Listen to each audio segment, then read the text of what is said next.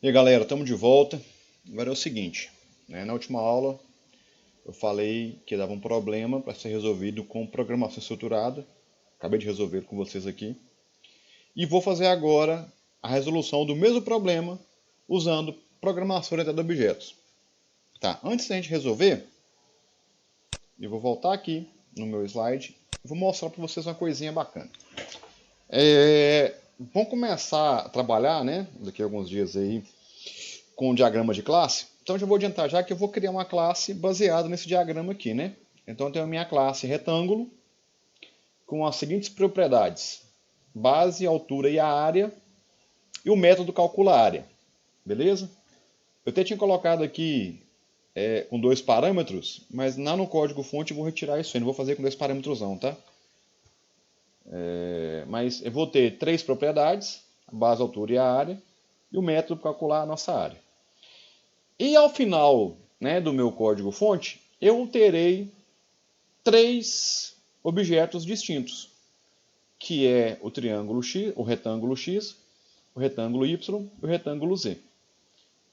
Todos com lá base, altura e área, base, altura e área, base, altura e área. Ou seja, a minha classe retângulo vai ser um arquivo .cs, de onde eu vou tomar como base, né, uma estrutura estática, que vou tomar como base para criar o quê? As minhas estruturas dinâmicas, que são os meus objetos. Beleza? Então eu vou instanciar os meus objetos baseado nesta classe aqui. Vamos para o código então? Então na nossa aula 3, né, estava tudo aqui. Eu não vou pagar tudo, porque algumas coisas eu vou aproveitar, né, igual os leias e os escrevas, né, os consoles.writeLine e os pontos readline. E vou fazer o que aqui agora? Eu vou mudar um pouco isso aqui. Eu venho aqui em projeto, add e o item, né? Adicionar um novo item. Observe aqui do lado do meu gestor de Studio Explorer, só tem um program.cs. Eu vou criar uma nova classe chamada o quê?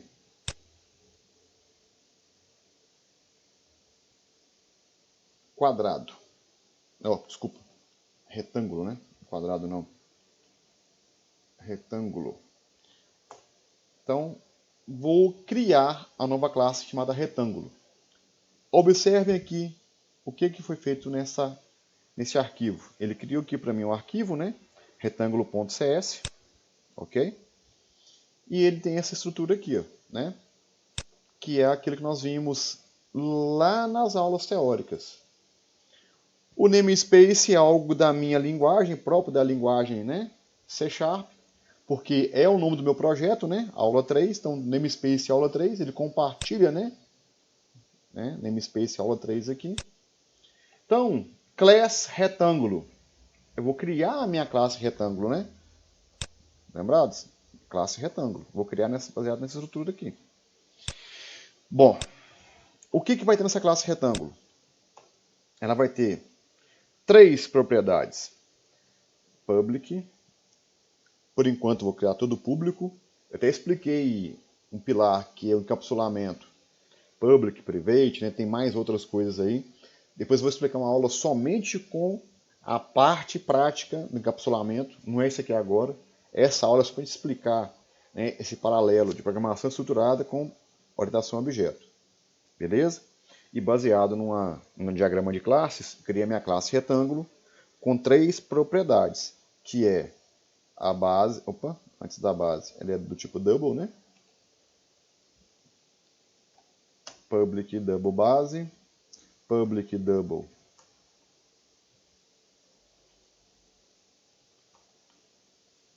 altura, public double área, né? Ou seja, eu estou atendendo, sai fora Opera, estou atendendo a esta estrutura de diagrama de classe aqui. Falta o que agora? Eu criar o meu método cálculo área, calcula área, né? Então, como é que eu faço isso aqui agora, o método calcula área? Ele é um método público, ele não vai retornar nada, né? Então ele vai ser void, não retorna nada para mim. Calcula área. E eu havia colocado lá no meu diagrama que eu iria passar aqui 2 parâmetros, né? Não vou passar mais. Porque eu já os tenho aqui nas propriedades. Eu sou manipulado.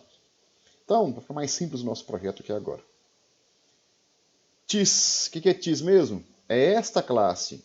Este camarada aqui, esse código, né? Este aqui que eu estou utilizando agora. Então, TIS, se eu dou um ponto, ele me traz o quê? Todas as propriedades, né, que eu posso manipular.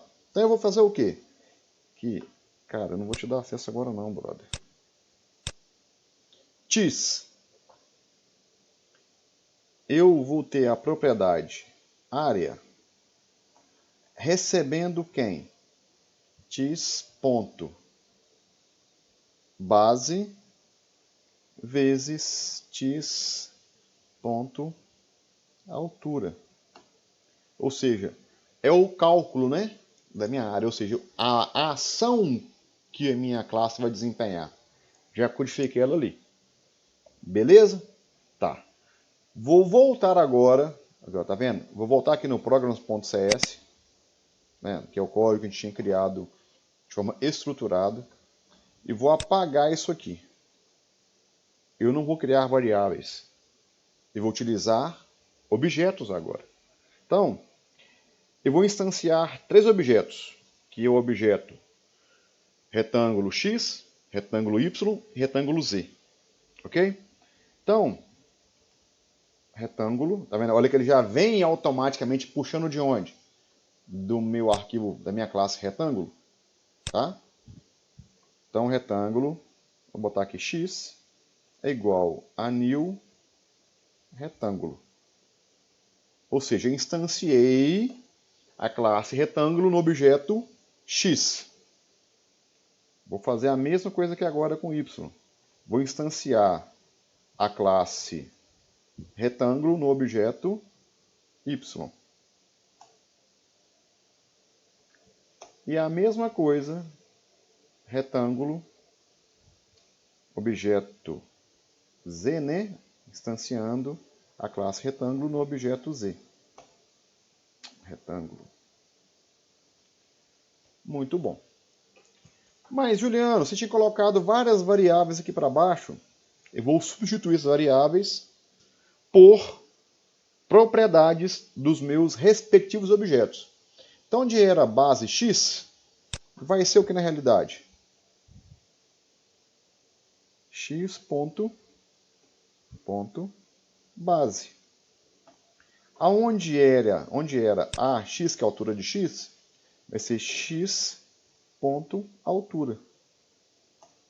Ou seja, eu estou substituindo as minhas variáveis pelas respectivas propriedades dos objetos que vou manipulá-los. Que é agora a mesma coisa. Vai ser objeto X na sua propriedade base. Objeto Y na sua propriedade altura. Estão observando? A mesma coisa para aqui agora. O meu objeto Z na sua propriedade base. Objeto Z na sua propriedade altura. O que eu fiz aqui, né, para vocês? Eu atendi esse cara aqui, ó, essa estrutura aqui, ó, através de uma classe retângulo, que eu acabei de criar com vocês lá, né, no arquivo retângulo.cs, está criado aqui, 3 propriedades e o método calcula a área com o respectivo código. E aqui eu fiz o quê? Eu atribuí, né? Ou seja, eu instanciei primeiro, né, os objetos baseados na sua respectiva classe, que é retângulo. X, Y, Z são, né, objetos da classe retângulo. Cada objeto desse tem lá a propriedade, né, uma cópia na memória. De quem? De base, altura e área, e o cálculo da área. Então, eu não tive que refazer. Automaticamente, quando eu faço a instância, o instanciamento, né, de X, de Y e de Z Baseado na classe retângulo, que é isso aqui, esses caras, x, y e z, esses objetos, eles passam a ter a mesma estrutura da classe. Ou seja, a classe ela é estática, ela serve de molde. Para quem? Para o meu objeto. Eu manipulo o objeto. Os dados que eu vou manipular estarão aonde? Nos objetos. Mas de onde que ele vai trazer essa estrutura de propriedades e de ações e de métodos? Lá da minha classe, que é estática. Ok? Bom, já vou mudar aqui também, porque a área é mais variável. O que eu faço aqui agora? Ao invés de utilizar aqui, eu vou chamar a ação. No caso, né?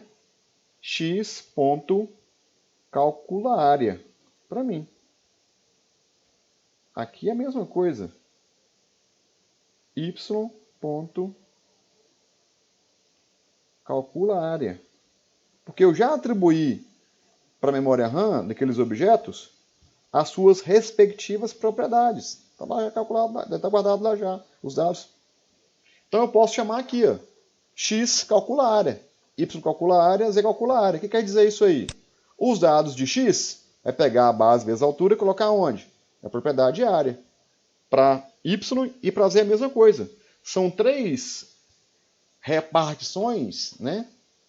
São três áreas de memórias bem distintas, né? Objeto x, objeto y, objeto z. Cada uma com sua base, altura e área. Base, altura e área, base, altura e área. Baseados aonde? Nessa estrutura estática aqui nessa classe. Correto? Então vamos fazer o teste aqui agora. Bom, não preciso mais disso aqui. Eu já fiz o cálculo. Agora sim, né? Já que eu fiz o cálculo das áreas dos objetos x, y e z, então eu posso fazer aqui agora. x.área é maior do que y.área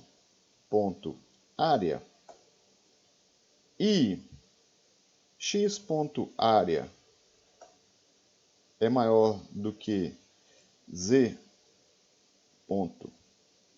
Estão observando que eu referencio o objeto depois da sua propriedade? Então eu faço aqui agora, ó, o console.writeLine. O primeiro retângulo é o maior e tem área de, não é mais a variável, né? É o objeto x na sua propriedade área. Área. A mesma coisa aqui agora. x.área x não, né? Que é y. É maior do que z.área? Se for verdade, o retângulo maior é o segundo. E aqui vai ser y.área.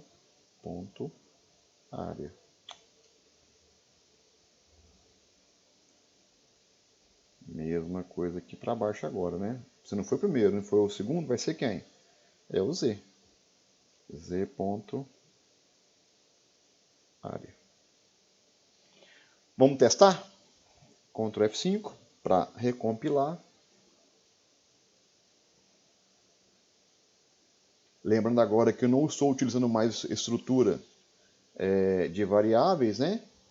Programação estruturada, estou utilizando a estrutura de orientação a objeto. Então vamos lá. 2, 2, 3, 3, 4, 4. O maior é o terceiro. Correto. Vamos repetir?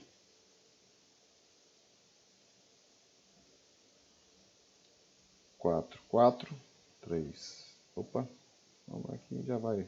Vou botar então que vai ser o 5 maior, né? O segundo vai ser o maior. Então o segundo retângulo tem o maior, tem área de 25. Beleza? Vamos rodar de novo. Fazer com que o primeiro seja o maior.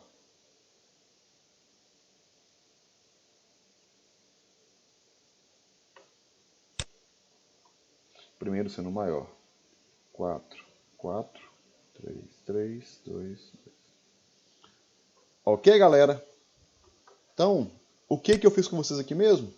Eu troquei a estrutura que era de programação estruturada deste exercício, que era um código-fonte estruturado. O que eu fiz? Eu vim aqui, né, no projeto, adicionei uma nova classe, né, que deu o nome de quem? De retângulo, não é isso? Está aqui. Class retângulo. Public double base, public double altura, public double área. São as nossas 3 propriedades, baseado nesse diagrama de classe aqui. Vim aqui, ó, public void calcula a área, ou seja, é um método público, ele não retorna nenhum valor. Ele só vai fazer o quê? Pegar o que está na propriedade base, multiplicar pela propriedade da altura e colocar isso aonde? Na propriedade área. Só isso. Lá no nosso código-fonte, lá no main, né? No principal. E eu instanciei os objetos x, y e z baseado na classe retângulo. Depois fiz o quê? Só mudei, né? Onde era a variável recebendo o dado do teclado, coloquei a propriedade de cada objeto. Propriedade base de x, propriedade de altura de x, base de y, altura de y, base de z, altura de z. Mandei eles calcularem as suas áreas, né? Executar a ação. Qualquer ação mesmo, tá aqui, ó. É isso aí. Depois de calculado, ele já tinha jogado o cálculo desta base vezes a altura na propriedade área. Eu verifiquei. A área de x é maior do que a área de y e a área de x é maior do que a área de z, então o primeiro retângulo é o maior. Mostrei a sua área.